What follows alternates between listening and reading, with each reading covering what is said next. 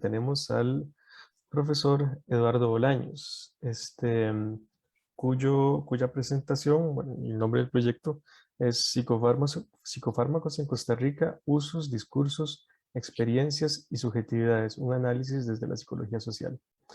Este, Eduardo es psicólogo, egresado de la maestría en Psicología Clínica y de la Salud de la Universidad de Costa Rica. Ha sido docente interino en la Escuela de Psicología desde 2015. Ha dado cursos de teoría psicosocial 1 y 2, módulo de materialismo histórico y módulo de psicología educativa 1 y 2. Es coordinador del TCU 618, Educación sin Fronteras. Desde la Escuela de Psicología realizó en 2019 el proyecto de investigación titulado, como ya les mencioné anteriormente, ¿verdad? Es autor del libro de Educación Imposible, Fracaso Escolar, Subjetividad y Neoliberalismo, prontamente a ser publicado por la Universidad de La Salle y Ediciones Libre. Sus áreas de interés giran en torno a los procesos de medicalización y producción social de la salud y en discapacidad, enfermedad crónica y dolor desde los estudios en discapacidad y la teoría chueca. Es miembro de la asociación DITSU por autonomía personal y la barra disca Nuestra América. Bienvenido Eduardo y muchas gracias por aceptar la invitación que te hemos planteado. Y bueno, tienes un periodo de 25 minutos para hacer tu presentación. Adelante. Perfecto. Bueno, antes que nada, muchas gracias por invitarme a participar. Me sumo a las palabras de Tere y de Javier de la importancia de estos espacios. Bueno, aquí tengo mi presentación. En teoría se está haciendo grande, pero bueno, ahí está.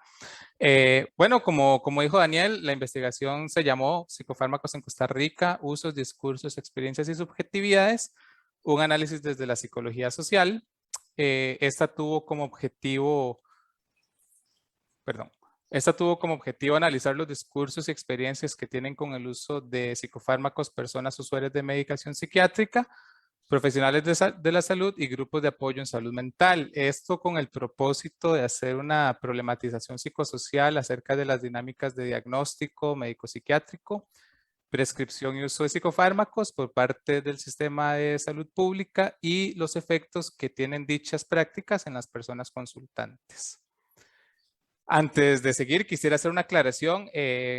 La investigación nunca se propone y no es su objetivo de ninguna forma hacer una valoración moral del uso de psicofármacos a nivel individual, esto que algunas personas llaman el pill shaming, y tampoco busca hacer una valoración terapéutica del uso de psicofármacos. Esto me interesa dejarlo bien claro.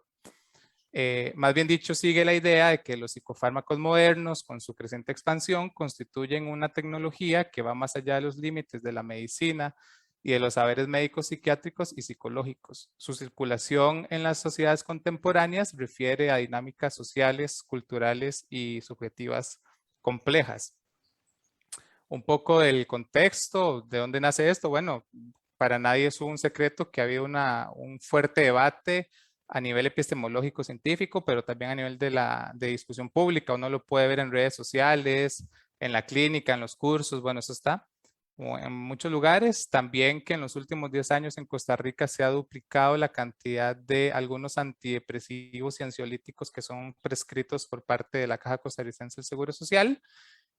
Bueno, también la Política Nacional de Salud Mental y el enfoque de determinantes sociales de la salud nos hablan que el sistema de salud mental es parte de uno de esos determinantes de la salud, por eso es importante analizarlo.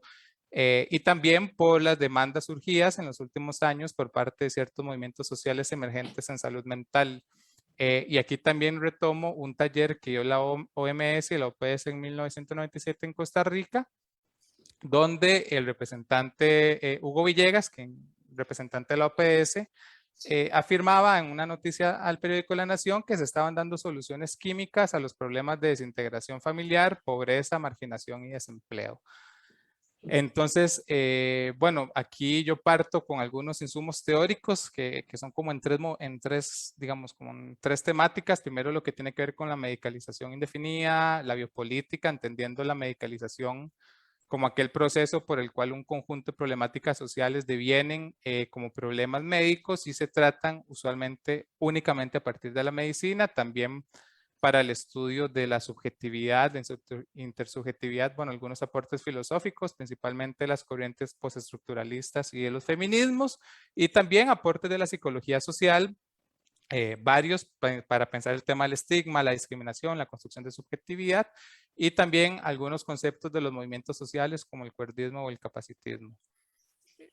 Un poco nuestra, digamos, a forma de un esquema explicativo del fenómeno, encontramos que, bueno, que hay un malestar social subjetivo multideterminado que también tiene una expresión individual. Esa expresión individual es abordada únicamente en su dimensión individual, digamos, este malestar social se aborda únicamente en su dimensión individual a través de prácticas de diagnóstico y tratamiento médico. Este diagnóstico deriva en un tratamiento usualmente psicofarmacológico y, bueno, todo este esquema, ese ABC, tendrá determinadas consecuencias disciplinares, gremiales e institucionales que a la vez también son producto del esquema mismo. Esto voy a profundizarlo después. Y también el esquema anterior tendrá consecuencias subjetivas, intersubjetivas y sociales complejas para las personas consultantes. En lo que ya fue la investigación propiamente, bueno, esta se llevó a cabo en 2018 y como hasta abril del 2019. Natalia Hidalgo y Catalina Arce fungieron como asistentes. Muy buen trabajo, debo decirlo también. El estudio siguió una metodología cualitativa con entrevistas semiestructuradas y siguiendo un enfoque socioconstruccionista y fenomenológico. Y para el análisis de la información, pues se usó la categorización básica que propone la teoría fundamentada y el análisis crítico del discurso. En total participaron 9 profesionales de la salud, 7 hombres y 2 mujeres, y 14 personas usuarias o exusuarias de medicación psiquiátrica, 8 mujeres y 6 hombres. De la información, pues se usó la categorización. Perdón, y participaron 2 organizaciones de salud mental. Bueno, cabe decir que de esta investigación de hombres y mujeres y 14 personas usuarias. Perdón, es que me está entrando 8 mujeres y 6 hombres. De la información, pues se usó la categorización. No sé si la persona que está manejando, ya, gracias. Ok, perdón. Bueno, se han hecho varias presentaciones de resultados y de teorizaciones en la segunda jornada de investigación de la Facultad de Ciencias Sociales, Congreso Latinoamericano de ULAPSI y en la Conferencia Regional de Salud Mental Comunitaria en Chubut, Argentina. Y bueno, al final se escribieron 4 borradores de artículos, de los cuales 2 están en proceso de publicación y uno fue publicado como parte de la memoria de la segunda conferencia. Bueno, en torno a los participantes, todas las personas participantes se encontraban usando medicación psiquiátrica con excepción de 2 personas. Todas las personas participantes, con excepción de una, utilizaban más de 2 psicofármacos de forma diaria. La persona que usaba más usaba 7, la persona que usaba menos usaba 1. Todas las personas tuvieron experiencias de atención en el sistema público, menos una persona. Se hizo bastante referencia a problemas de empleo, exclusión social, pobreza en un número importante de participantes y la edad promedio fue de 34 años. Con respecto a los participantes del área de la salud, que aquí llamamos profesionales en salud, PS, la mayoría eran de la especialidad de psiquiatría, 2 médicos generales y una persona de farmacia. Todas estas personas tenían una experiencia importante de trabajo en el sector público de atención. En esta pequeña presentación a mí me importa presentar los resultados más que todo. Entonces, los dividí por profesionales del área de la salud y las personas usuarias. Entonces, en los resultados del área de la salud tenemos de primera información que todas estas personas afirman y confirman de que hay un uso, digamos que ellos llaman que hay un uso abusivo, que hay un sobreuso de psicofármacos y usualmente ese sobreuso es depositado en otros profesionales. Sin embargo, aquí el PS5 dice, yo creo que sí hay abuso de psicofármacos y bien podría decir que yo pude haber sido parte, seguramente habré hecho prescripciones que tal vez no eran necesarias. sí, yo creo que sí hay un abuso de medicamentos. Y la PS7 dice, ha habido un aumento en el consumo, muy a la ligera son los diagnósticos. Tenemos que tratar de ser un poquitito exhaustivos en la clínica, tratar de ver si de verdad el paciente necesita un medicamento o no. Entonces, bueno, lo otro que profundizamos es, bueno, si hay un sobreuso, cuáles son las razones de este sobreuso. Y encontramos que en los discursos de las personas participantes de salud, básicamente hay como seis causas que ellos refieren y que las primeras 5 son causas, digamos, institucionales del sistema de salud, a las que yo llamo biopolíticas de la vida mínima, que luego voy a explicar, y una sexta, que sí es una cuestión más ideológica científica, que es la patologización de la feminidad. Entonces, bueno, estas 6 son atención en salud mental a cargo de médicos poco expertos, poca duración, perdón, de las consultas médicas, doble jornada laboral de psiquiatras o jornada mixta, poca variedad y mala calidad de medicamentos, rotación y polifarmacia y patologización de la feminidad. No me da chance de presentar muchas citas, escogí las más representativas y tampoco me da chance de exponer cada uno de estos elementos para darle también más espacio a los otros testimonios. Entonces, bueno, con la salud mental a cargo de médicos poco expertos, muchos refirieron el tema que en Costa Rica los médicos generales pueden recetar algunos psicofármacos, principalmente algunos ansiolíticos, algunos antidepresivos. Y por ejemplo, una de estas personas entrevistadas que trabajaba para el Ministerio de Salud nos decía, bueno, que hace unos pocos años se dio permiso a que los médicos generales pudiesen recetar fluoxetina, algo que antes era exclusivo de las personas con especialidad en psiquiatría, y que este cambio, por ejemplo, tiene una razón de ser, digamos, no epistemológica o no científica, sino más por una cuestión administrativa de que había mucha gente que lo necesitaba.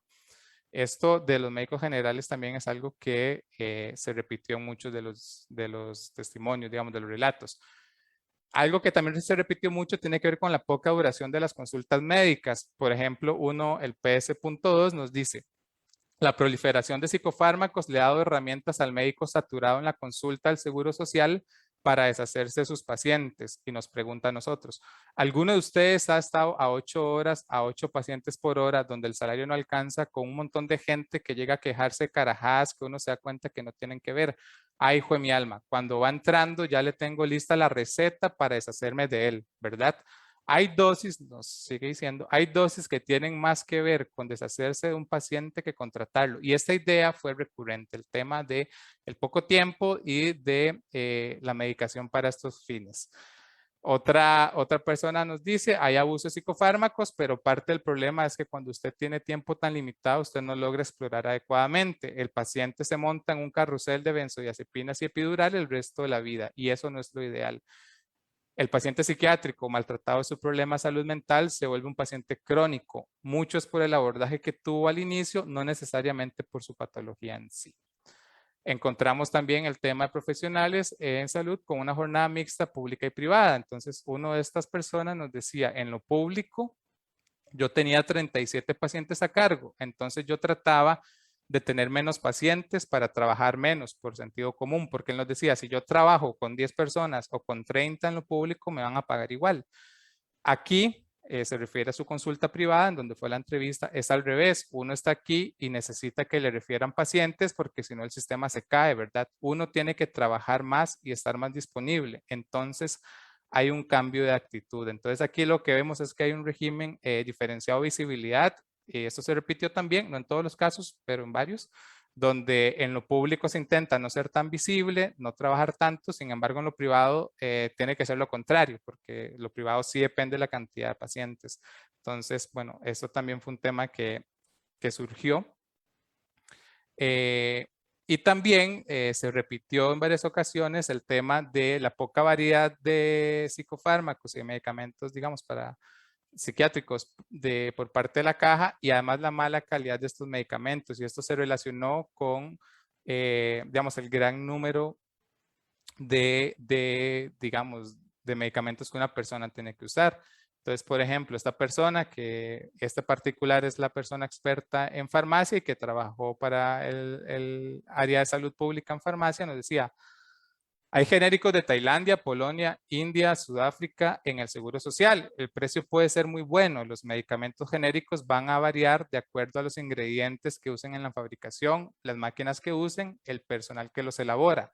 Las pruebas que usa la caja no garantizan la disponibilidad de la eficacia clínica o los efectos adversos. Estas pruebas no garantizan que cuando el medicamento llegue a la sangre va a producir el efecto deseado.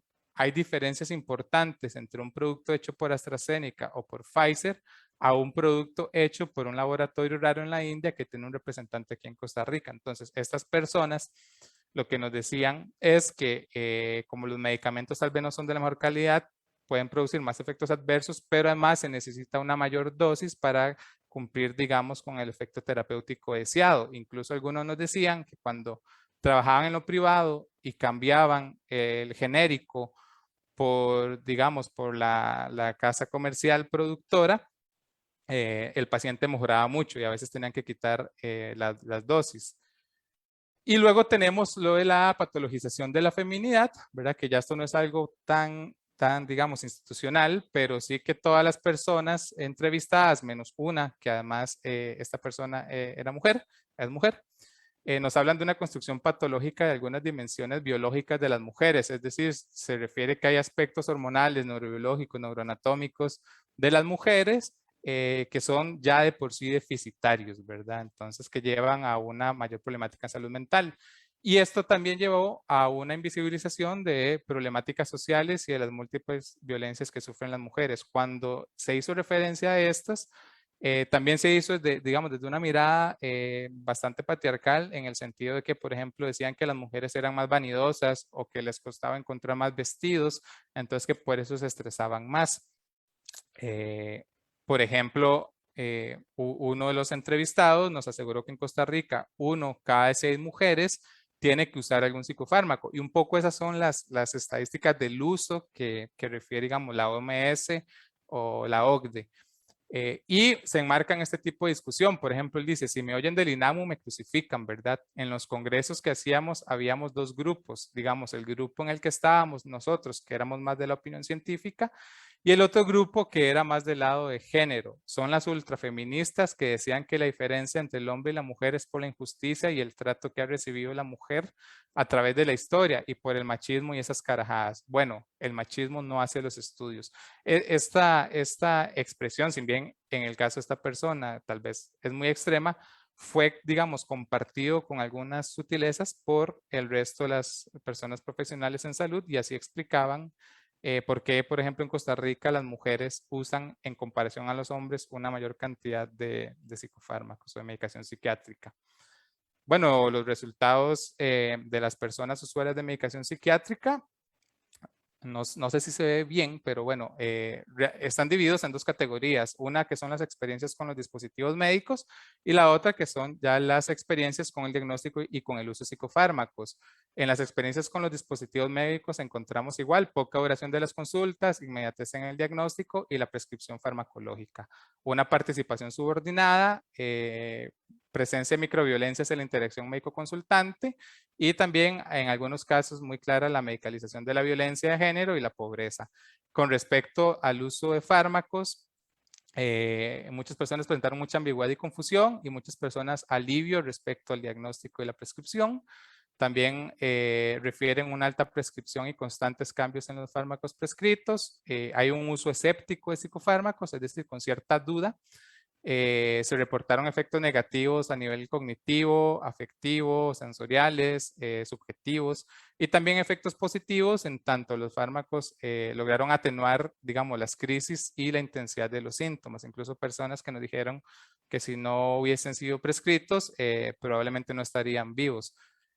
También hay un proceso de desempoderamiento subjetivo y de subjetivación que tiene que ver con el uso de los fármacos, pero también con las experiencias con los dispositivos médicos y procesos de discriminación y exclusión social de pares, de grupos, por el hecho de tener un diagnóstico psiquiátrico o de ser usuarios de medicación psiquiátrica. También mucha exclusión a nivel laboral. Microviolencias en la atención.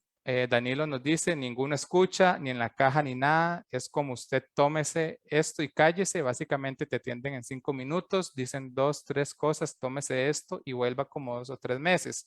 Rita nos dice, Rita, que es una sobreviviente de violencia de género, dice, simplemente era, usted tómese esto y cállese. No les importó a los doctores, no les importó a los psiquiatras, no les importó que ella estaba pasando por un momento de violencia de género muy, muy fuerte. A mí nunca me dejaron hablar, nunca me hicieron entrevistas, nunca me hicieron nada. Y aquí tenemos otras relatos que van en la misma línea. Por ejemplo, Mónica cuenta que en la caja la medicación es muy mala, el trato es pésimo, le preguntan un par de cosas y luego tenga, a raíz de estos 3 segundos de conversación, aquí le mando estos 75 kilogramos de pastillas. Danilo vuelve y nos dice, él cuenta una situación. Yo le dije que tenía miedo de tomar pastillas al psiquiatra. Yo era un chiquillo y me dijo, si usted está inseguro, mejor no lo haga. Rompió la receta enfrente mío, así como lo oye. Se paró al frente mío y me dijo que me fuera. Yo le dije, doctor, es que yo no sé, necesito que me explique bien porque yo no quiero depender. Él rompió la receta y me dijo que me saliera a la oficina sin decirme nada. También tenemos esta sensación de una alta prescripción de psicofármacos. Por ejemplo, Juan dice, terminé tomando 12 fármacos diferentes, por eso fue que me intoxiqué y por eso es que me fui al hospital. Leonardo cuenta, los psiquiatras en ese entonces decían que puede ser esto, puede ser lo otro. En esa experimentación, el que sufre es el paciente porque le dicen, tomes estas pastillas, más estas otras para los otros síntomas, más estas otras. Al final yo estaba tomando como 16, 14 pastillas al día. Y bueno, de esto también las personas que, digamos, se mantuvieron más en el sistema de salud público refieren a este tipo de dinámicas.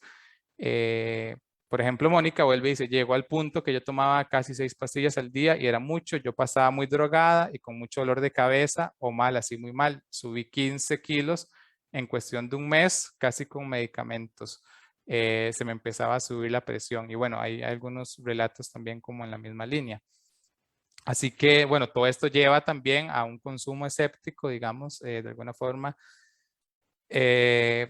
donde si bien se usa porque se entienden que hay ciertos beneficios, las personas lo usan porque muchas veces es la única alternativa que hay y porque atenúan la intensidad de los síntomas. Sin embargo, por ejemplo, Ernesto dice, tanta pastilla que me mandan no me pueden curar. No me curan, las pastillas no son suficientes, en ocasiones no hay una pastilla como para el alma. Y Mónica cuenta que lo que pasa con los medicamentos y la psiquiatría es que es muy al bateo, entonces a usted le mandan y le mandan cosas a ver qué funciona, entonces yo estuve, digamos, todos los antidepresivos que existen yo ya los tomé. Entonces, bueno, esto es como una sensación también compartida y que también en algún momento y en algún punto es compartida por los profesionales en salud. Hay muchas más, digamos, hay mucha más información de parte de las personas que participaron como participantes. Sin embargo, aquí traje como solo algunas cuestiones que dieran como apertura a esta problematización. Sin embargo, bueno, luego podemos hablar de otras cosas que tienen que ver también, que aquí no lo puse por cuestión de tiempo, pero que tienen que ver con todo el proceso subjetivo, que no implica solo el hecho de tener un diagnóstico psiquiátrico, de ser usuario de la medicación, sino también en algunos casos de todo el proceso de atención médica, que en muchos casos, digamos que en algunos casos fue bastante violento, digamos. Entonces, eso es importante para entender un poco la experiencia subjetiva. Conclusiones generales. Bueno, el modelo de atención en salud mental es homologado en términos de diagnóstico y tratamiento al modelo de atención de salud no mental o salud física, es decir, se presentan unos signos, unos síntomas que se entienden como que se entiende que pertenecen a cierto trastorno y se hace prescripción de un fármaco y básicamente esa es la atención que refieren haber recibido las personas entrevistadas y que los profesionales en salud refieren que es como funciona en el sistema de salud público. En el sistema de salud privado pues será diferente, aquí no indagué, pero digamos, no era un objetivo la investigación. Sin embargo, cuando los profesionales en salud hablaron de su práctica en privada, sí manifestaron que por cuestiones tecnológicas y por avances, digamos, en términos tecnológicos, hay cada vez menos espacio para una atención terapéutica como clásicamente la conocemos, ¿no? Y principalmente a través de la palabra, sino que se están empezando a utilizar otras herramientas tecnológicas. La política de Estado en atención a la salud mental en un nivel primario se basa en el uso de psicofármacos, es decir, lo más notable o lo más usado o lo más característico de este sistema de atención es el uso de psicofármacos. Por eso es que la investigación se centra en este uso, porque a partir de este uso podemos conocer las dinámicas en general. Incluso tiene más importancia el uso de psicofármacos que los diagnósticos psiquiátricos. Hay gente que refirió, por ejemplo, que se le recetan estos medicamentos, pero nunca se le dijeron, nunca se le dijo un diagnóstico. Entonces, el psicofármaco además está rodeado también de toda una construcción social, cultural, y se insertan dinámicas subjetivas y culturales y sociales de las personas y de su entorno. Este uso de psicofármacos responde a posturas científicas e ideológicas, es decir, aquí claramente, digamos, las explicaciones neurobiológicas tienen mayor peso que las explicaciones, digamos, de otra índole, o mejor dicho, se usan las explicaciones neurobiológicas para excluir otro tipo de explicaciones, y sabemos que no necesariamente este tipo de explicaciones tiene que ser antagonistas, tienen que verse como opuestas. Pero además de estas posturas científicas e ideológicas, se refieren a dinámicas institucionales, como las vimos en el área del sector salud pública. Estas dinámicas institucionales, a su vez, tienen como condición de posibilidad el uso de psicofármacos. Es decir, que estas dinámicas institucionales que, digamos, promueven, fortalecen, producen un uso de esta forma de los psicofármacos, a su vez existen y se pueden reproducir por la existencia de psicofármacos. Entonces es como una cuestión cíclica, ¿no? Y bueno, uno también podría preguntarse políticamente, económicamente, bueno, estas dinámicas institucionales, bueno, ¿a qué obedecen? ¿Verdad? Es decir, ¿cuál es su emergencia histórica y cómo se han consolidado? Las explicaciones neurobiológicas, hereditarias, genéticas son las más recurrentes para la explicación de problemáticas de salud mental. Aún así, tanto usuarios como profesionales de salud mental mantienen una postura escéptica hacia las dinámicas de uso de psicofármacos por parte del sistema de salud público. Es decir, aunque las hipótesis neurobiológicas, digamos, tengan un mayor peso, no quiere decir que la respuesta únicamente se visualiza en los psicofármacos.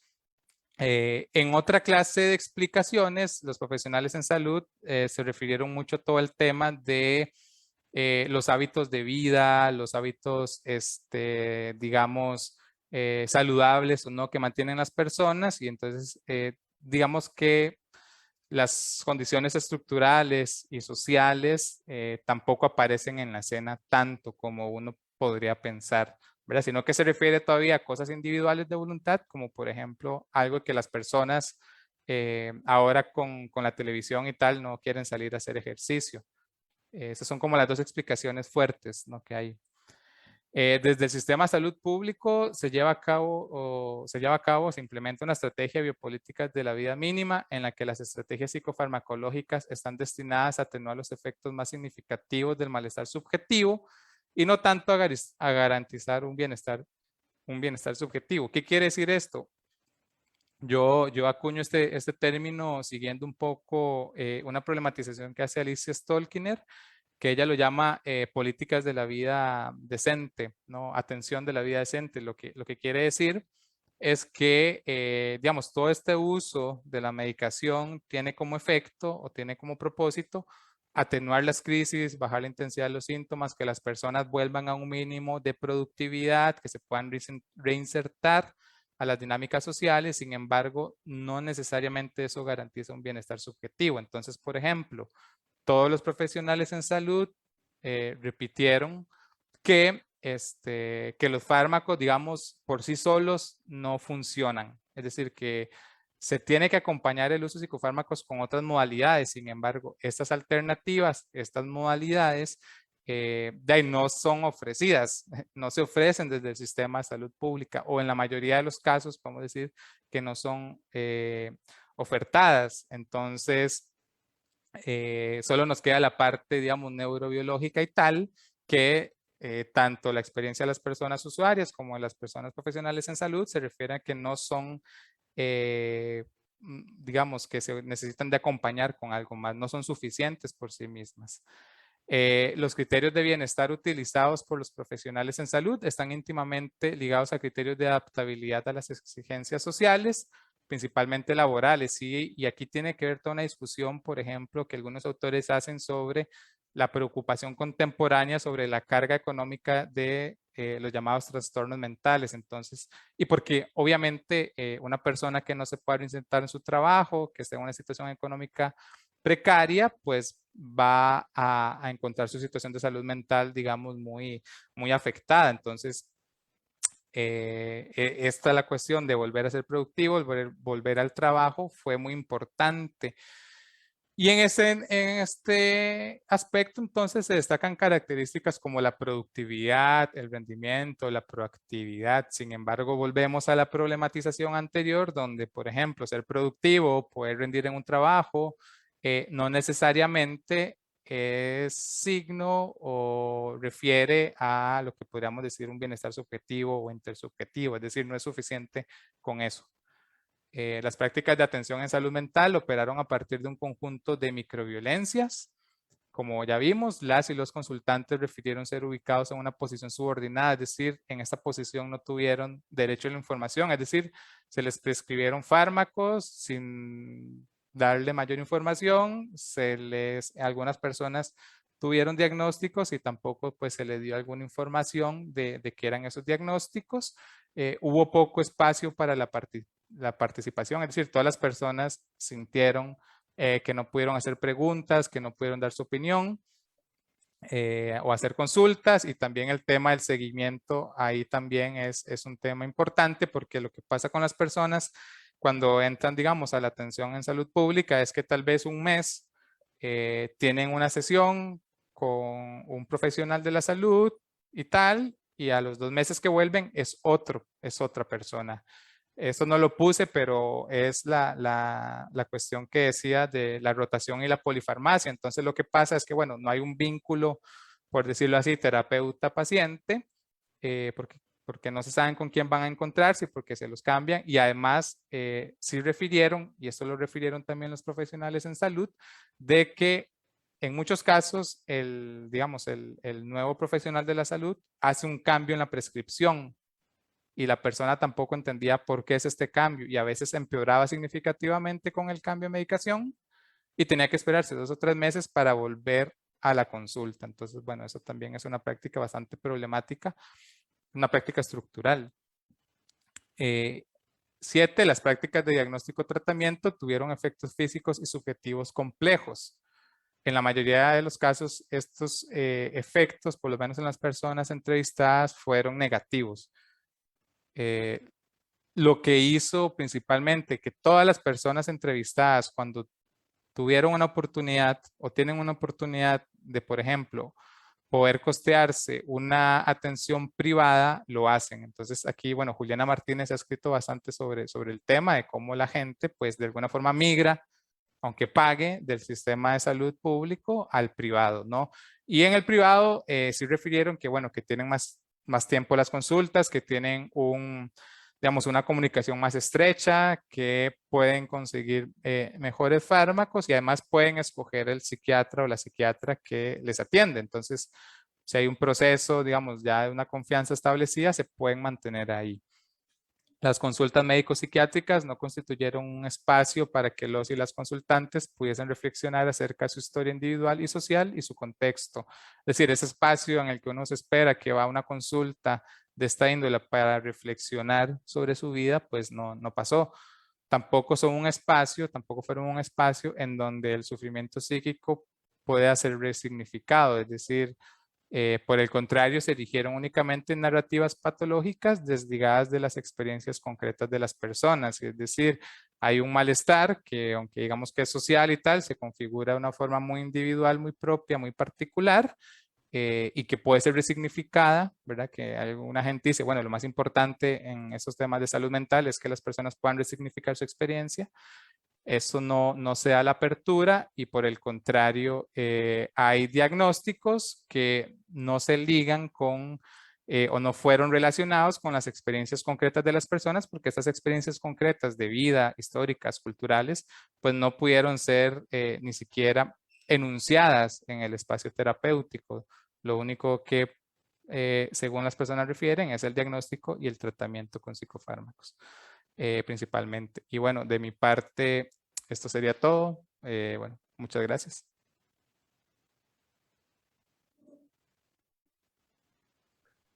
Listo, muchas gracias, Eduardo. Bueno, tenemos algunos comentarios, voy a pasar a leer. Les recuerdo a las personas que están en Facebook Live que pueden plantear preguntas en este momento. Luis Diego Trejos dice, excelente el aporte, gracias por la propuesta y por compartir los resultados. David Méndez, eso realmente es algo muy cierto, se hace poca investigación acerca del verdadero tratamiento que necesita un paciente, lo que puede causar al recibir una medicación no acorde a su padecimiento, afectando más su rendimiento y creando muchos más efectos que pueden ser innecesarios para sus padecimientos. Esto lo dice David Méndez. Excelente, Eduardo. 6 tipos distintos de fármacos y pensar que tal vez ninguno es efectivo. Riot Daniela dice, una va a los servicios médicos por un dolor de codo y le sale con sertralina.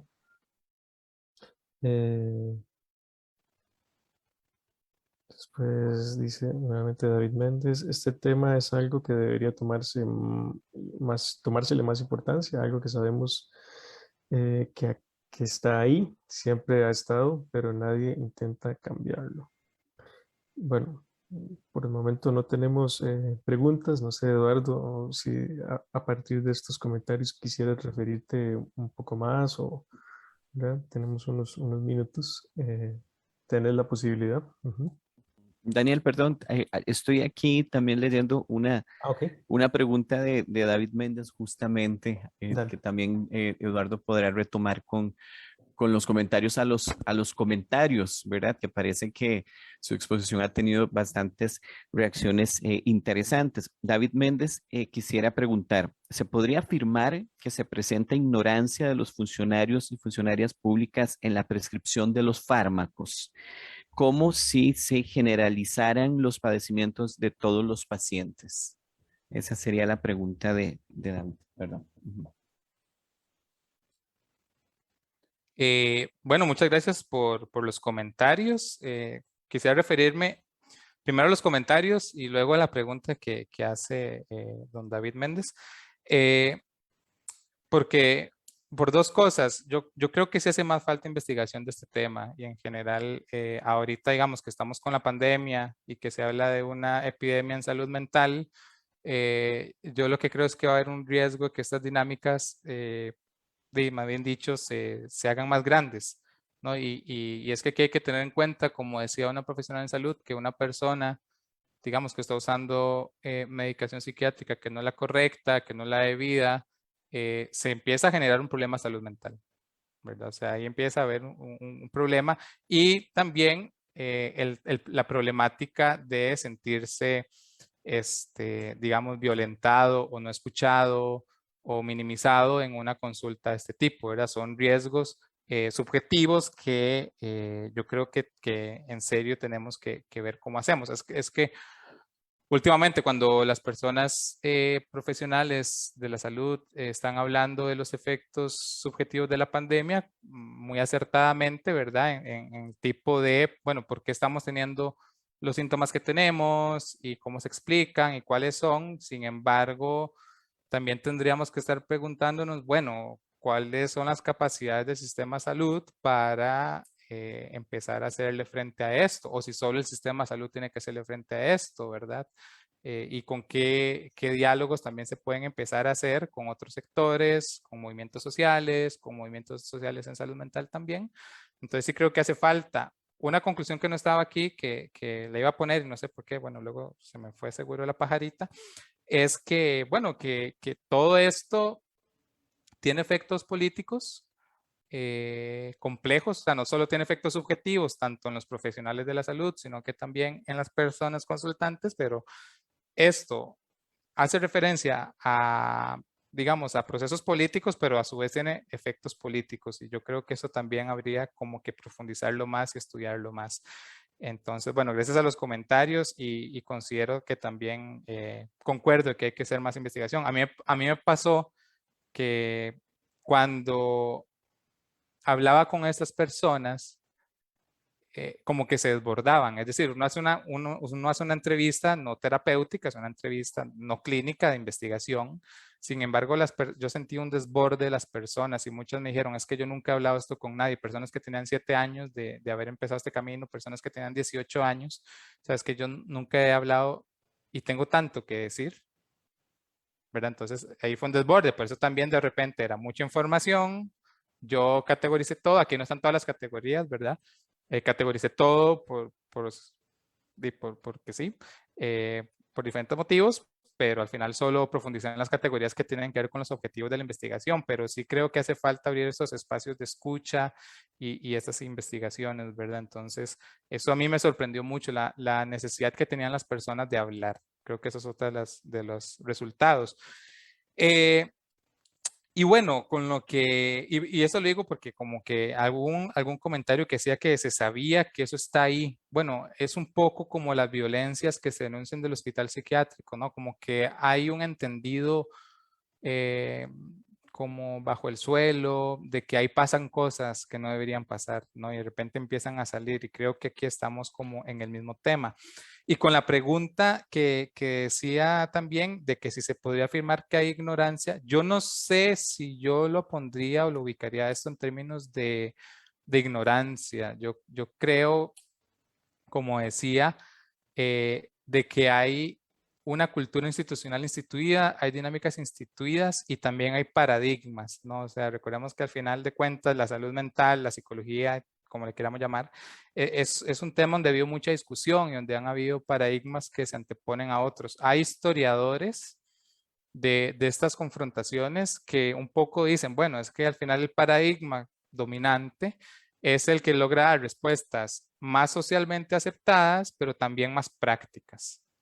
Entonces, yo siento que el tema de la psicofarmacología es un tema muy práctico y también las explicaciones más simples que a veces se dan cuando las personas van en un consultorio también son pues más fáciles que se instituyan. Entonces, no lo hablaría en términos de ignorancia porque no sé cuál es la verdad última y creo que no la tenemos. Creo que estamos en mucha complejidad. Entonces, no lo pondría en términos de ignorancia, pero sí diría que hay mucha ignorancia en cómo deben ser los procesos de atención en salud, ¿verdad? Y creo que sí hay mucha ignorancia de parte de ciertos saberes en cómo la gente vive esto en su vida concreta y cotidiana. No es que no se trata únicamente, por ejemplo, de que llegue un paciente con ciertos síntomas, esos síntomas logren ser agrupados y luego tengan una narrativa a partir de un manual de clasificación psiquiátrica o médica y ya, sino que, por ejemplo, muchas de estas personas no saben, por ejemplo, cómo las personas lidian subjetivamente cuando se les da un diagnóstico, cuando se les da una prescripción, cuando se les dicen que lo que tienen es crónico y no se va a quitar. Entonces, creo que ha habido una ignorancia porque falta estudios, porque falta también que estas atenciones sean interdisciplinarias y sean desde otro modelo para entender realmente cuáles son las consecuencias de nuestro modelo de atención pública en salud mental. Yo creo que la ignorancia está ahí, en que no se sabe cuáles son las consecuencias. Y si la persona empeora, tal vez no es porque su patología o su trastorno o su malestar empeore por sí mismo, sino que puede ser producto de la atención que recibió. Entonces yo ahí ubicaría la ignorancia. Creo que lo que dice él es problematizable totalmente, pero tal vez en términos de que solo se ve de un paradigma. Tenemos un par de preguntas más. Una es de Fabián Porras, dice, hola, mi pregunta sería, ¿por qué le interesó esta problemática? Y de paso, ¿nos puedes contar sobre tu formación académica? Y posteriormente, la última pregunta sería, con esto cerraríamos. Sí. Buenas tardes. ¿Cuáles considera usted que son los principales aportes sociales que dejó la investigación realizada? De Ana Lucía Zelaya. Los principales aportes. Ok. Sociales. Sí, bueno, Fabián, un poco para contestarle, como dije, bueno, hay un contexto donde se habla mucho de la salud mental. La salud mental ha devenido un tema, digamos, del que ya es un tema que todo el mundo está hablando, y en Costa Rica la atención en salud mental pasa por el tema de los psicofármacos, ¿verdad? Entonces, desde ahí es como mi interés, porque había mucho debate, mucha discusión, pero cuando uno busca investigaciones de no si el psicofármaco tal es bueno, no si las farmacéuticas hicieron esto o lo otro, sino ya ver concretamente cuáles son las dinámicas, no habían. Entonces creo que, contestando también a otra pregunta, ese es uno de los principales aportes. Es una investigación exploratoria que abre muchas preguntas, que abre muchos cuestionamientos, que tiene mucha información. Entonces creo que el principal aporte es visibilizar una problemática de la que se habla mucho, de la que se discute mucho, pero que tampoco hemos logrado investigar.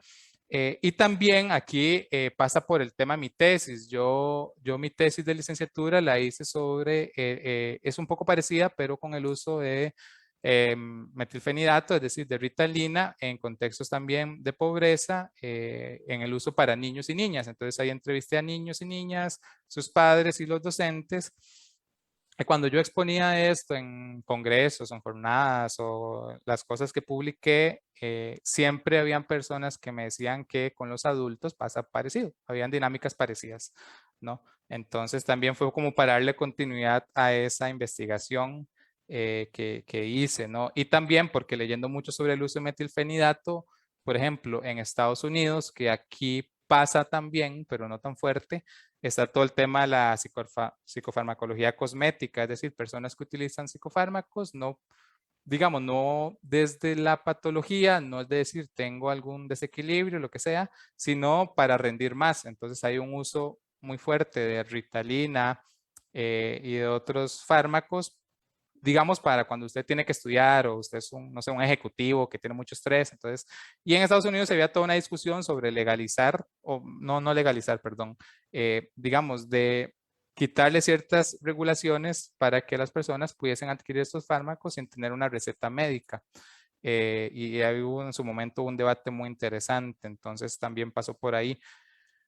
Obviamente hay adultos que también tienen diagnosticado déficit atencional y usan la Ritalina como parte de un tratamiento médico, pero también está otra dinámica de la psicofarmacología cosmética, que por ejemplo un profesional en psiquiatría, él sí refirió, yo veo personas ejecutivas que quieren rendir más, y él se abocaba a eso. Y bueno, la investigación, repito, es desde la psicología social. Se trata de ver aquí dinámicas institucionales, representaciones sociales, usos, discursos. Entonces, es desde ahí, no es de una posición clínica. Y yo creo que los principales aportes, pues ya los dije un poco, son pues esas 7 conclusiones. Yo creo que el principal aporte, ojalá, de la investigación sea lograr pues reformular todas estas experiencias, y que bueno, que esas prácticas que yo considero muy problemáticas pues no se sigan dando. Y creo que lo primero para que eso pase es identificarlas, entenderlas, problematizarlas, para luego ver qué podemos hacer o qué no podemos hacer. Eduardo, hay 2 preguntas adicionales ya para finalizar, muy puntuales. Una es si existe alguna publicación de la investigación que nos puedas indicar en dónde se podría encontrar, si existiese. Y la otra es algún hallazgo sobre el lugar de la psicología para estas personas entrevistadas. Si hubo algún tipo de acceso a este tipo de apoyo en ese sentido. Y con esto daríamos finalizada tu participación. Ok. Las publicaciones, bueno, hay una de la segunda conferencia en salud mental comunitaria, pero esa está en físico. Estoy esperando que se pase al formato digital. Y hay 2 que vienen como en camino, entonces cuando ya estén, ¿verdad? Ya por cuestiones editoriales y así, son 2 artículos, pues espero que la persona que pregunte, bueno, también me pueden luego decir más o menos quién es y yo le puedo hacer el envío de la publicación. Y el lugar de la psicología es muy interesante. Bueno, la psicología se marcó como una ausencia en el sistema de salud pública, es decir, ninguna de estas personas tuvo atención psicológica desde desde un sistema de salud, ya sea LEVAIS, ya sea hospital, ya sea consulta externa, ahí no tuvieron acceso, aunque muchas sí lo pidieron.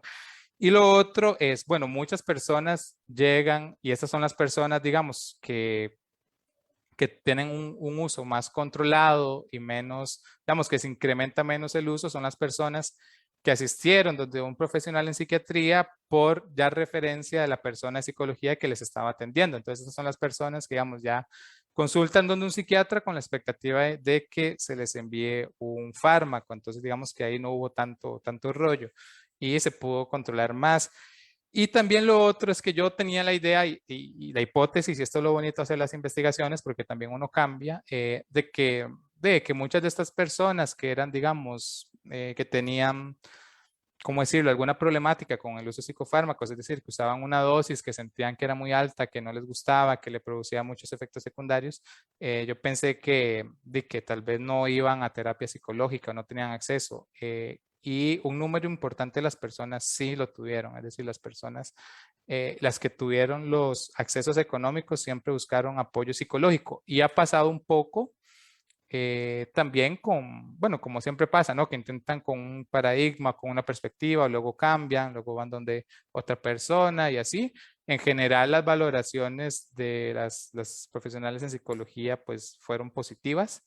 Pero lo que quiero decir es que no necesariamente que una persona se vea envuelta, digamos, tal vez en una dinámica de uso de psicofármacos con la cual no se siente bien o no se siente cómodo, cómoda, no quiere decir que no tenga apoyo psicológico también. Y yo creo que aquí también la crítica es para la psicología, de que creo que también hay que ir más allá. O sea, creo que estamos en una sociedad, estamos en una contemporaneidad que produce malestar.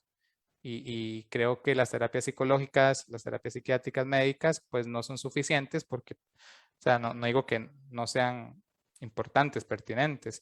Lo que digo es que no son suficientes, ¿no? Entonces habría que pensar que otras formas, que al final también tiene que ver con cosas políticas más macro, ¿verdad? Pero aquí no nos vamos a meter. Y bueno, muchísimas gracias a todos y todas por los comentarios, las preguntas y bueno, de mi parte eso es.